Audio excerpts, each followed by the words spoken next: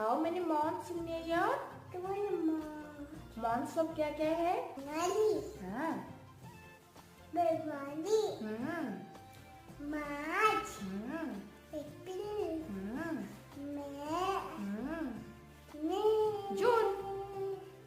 June, फिर July. July, August, September, October,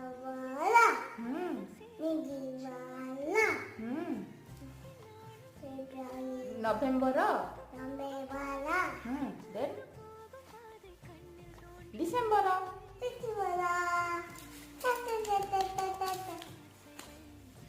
And then season सब क्या क्या है बताओ? September, Rainy. Then Autumn,